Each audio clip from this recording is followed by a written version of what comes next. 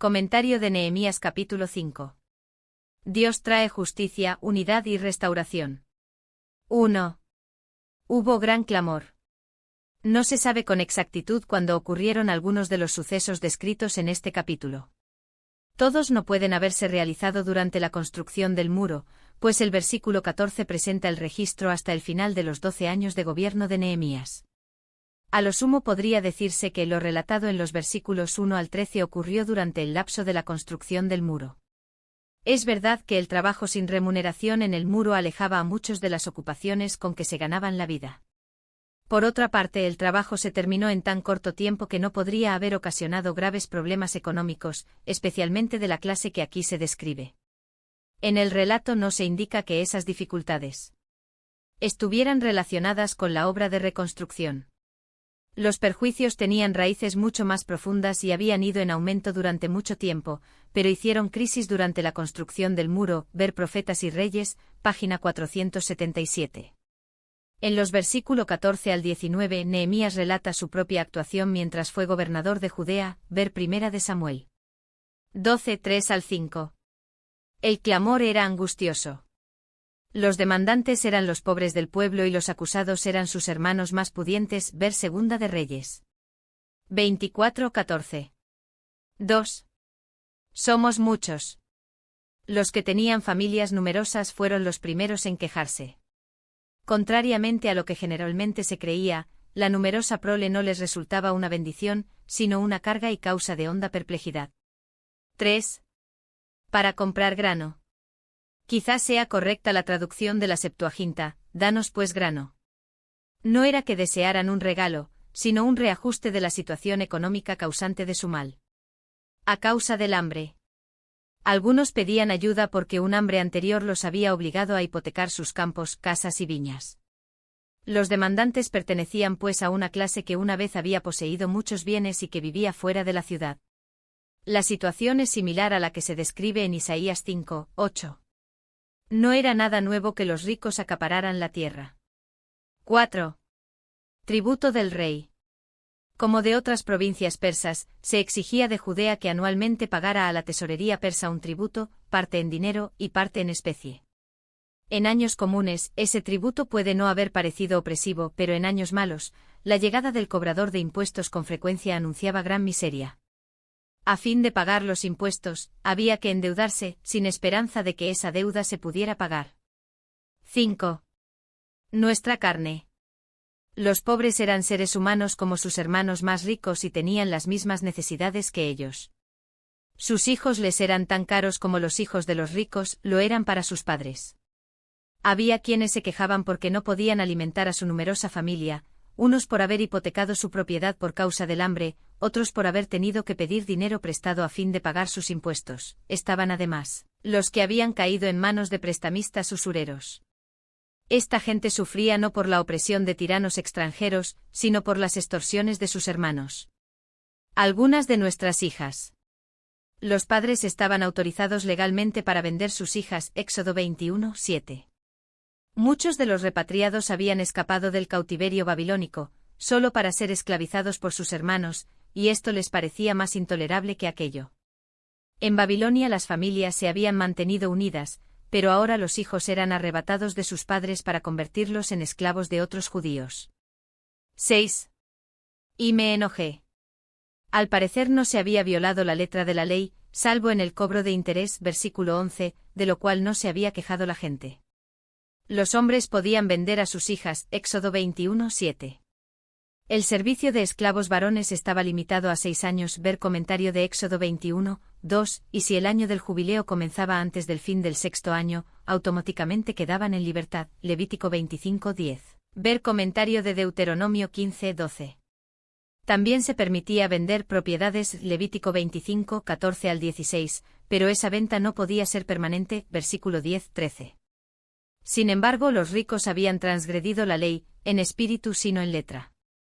Tenían el deber de socorrer a sus hermanos más pobres en tiempos de dificultades económicas, pero no oprimirlos. Versículo 14, 17.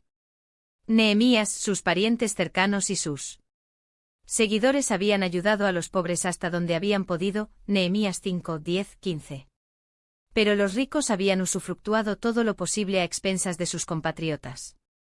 Es fácil comprender que Nehemías, hombre capaz de enardecerse cuando se despertaba su sentido de justicia, hubiera estado enojado con esos aprovechadores desalmados e inescrupulosos. 7. ¿Exigís interés? Se trata más de un reproche que de una pregunta. Exigir interés de un hebreo era violar la ley, pero la misma ley permitía cobrar interés a un extranjero. Deuteronomio 23, 19, 20, ver comentario de Éxodo 22, 25, Levítico 25, 35. El hebreo dice: vosotros hacéis cargar una carga cada uno a su hermano. La Biblia de Jerusalén reza que carga deuda impone cada uno de vosotros a su hermano. No solo eran culpables de haber exigido intereses, sino que habían vendido a sus hermanos como esclavos. Convoqué contra ellos una gran asamblea. Parece que la reprensión de Nehemías no surtió efecto. Los nobles no afirmaron que cambiarían su proceder. Por lo tanto, se vio obligado a tratar el asunto con todo el pueblo, no porque el pueblo tuviera poder legal, sino a fin de que los nobles se avergonzaran de su conducta o temieran continuar con su opresión una vez que ésta fuera abiertamente censurada por el principal gobernante civil. 8. Nosotros según nuestras posibilidades. El pronombre nosotros puede referirse a los que habían retornado más recientemente en contraste con los que habían regresado antes, o a Nehemías y sus parientes en contraste con los ricos opresores. Es probable que se señale la segunda distinción. Las palabras de Nehemías implican que él y otros judíos que compartían su criterio habían comprado a judíos esclavos de los extranjeros y les habían dado libertad. Él había hecho esto hasta donde sus medios se lo habían permitido. 9. Y dije. Con justa razón, Nehemías creía que no era suficiente hacer callar a los nobles o avergonzarlos.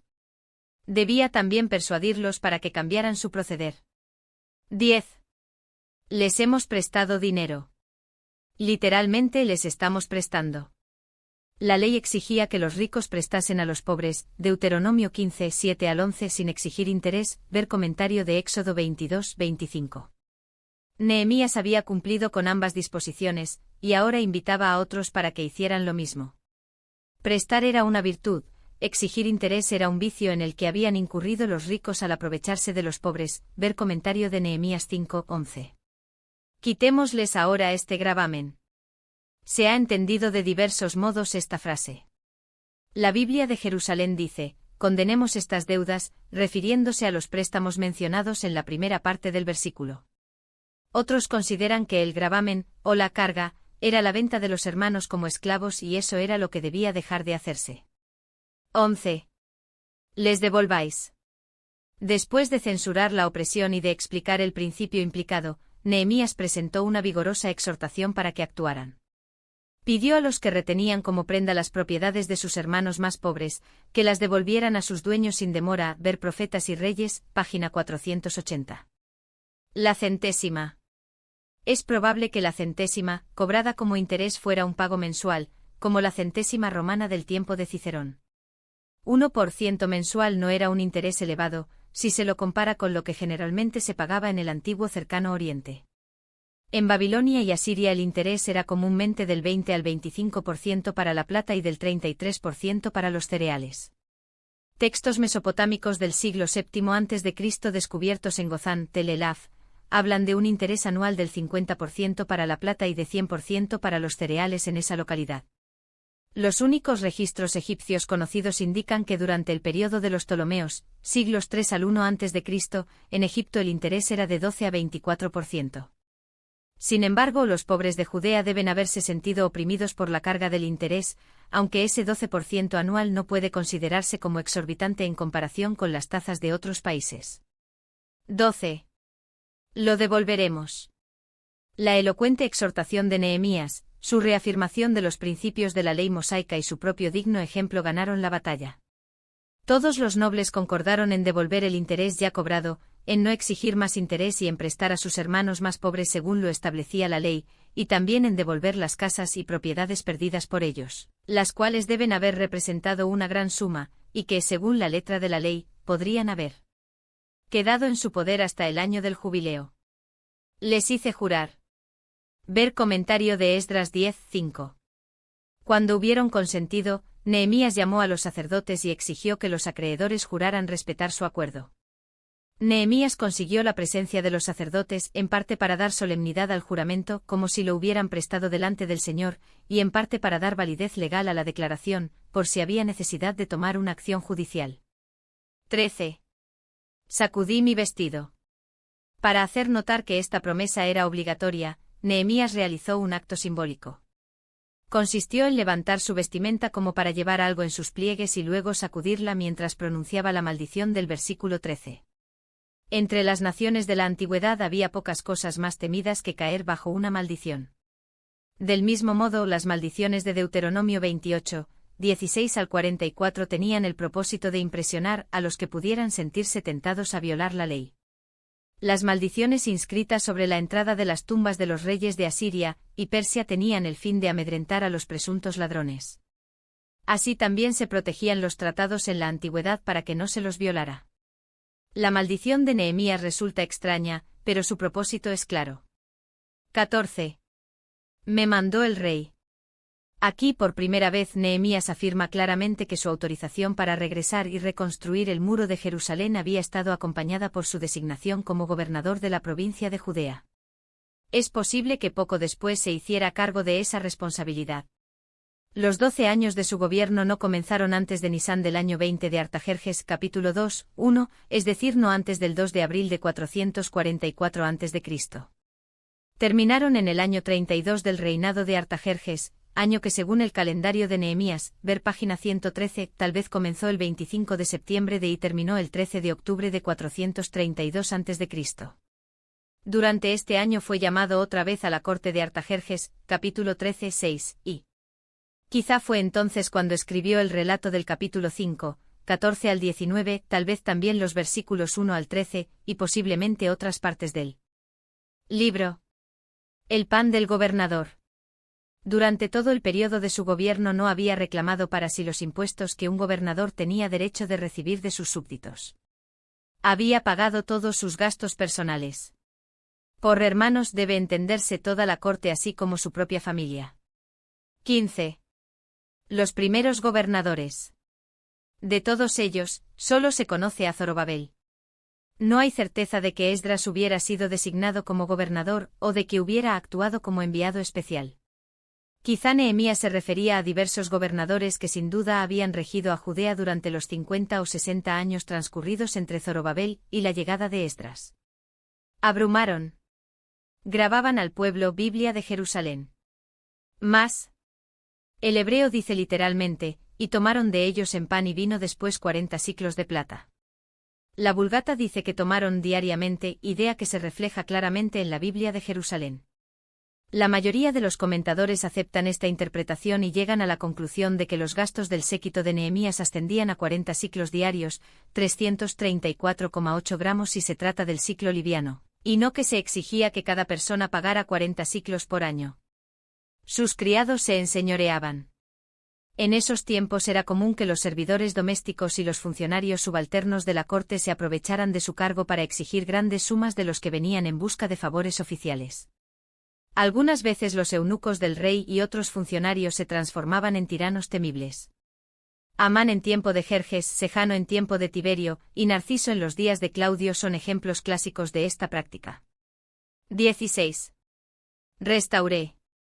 Nehemías no solo se abstuvo de oprimir al pueblo, sino que se mantuvo con su propio peculio y además de eso, él y sus criados, también mantenidos por él, trabajaron incansablemente en el muro.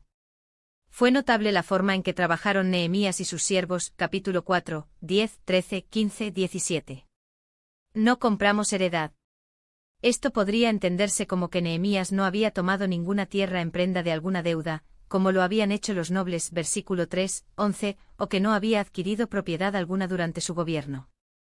No se había enriquecido en sus 12 años como gobernador, sino que se había empobrecido. Para él era un sacrificio personal llevar esas responsabilidades. 17. Además, eso no era todo.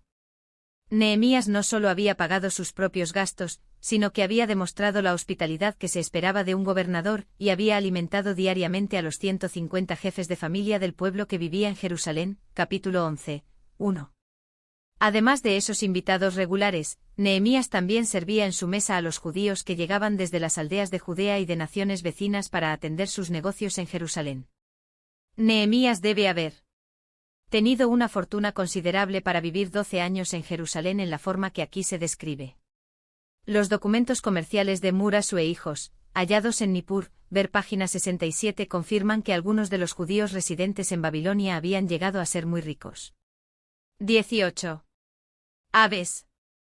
Aunque en el Antiguo Testamento no hay ninguna mención clara de la existencia de gallinas, el sello de Jaazanías, hallado en 1932 en Tel Natsbe, demuestra que las había. Ese sello lleva grabado un gallo de riña.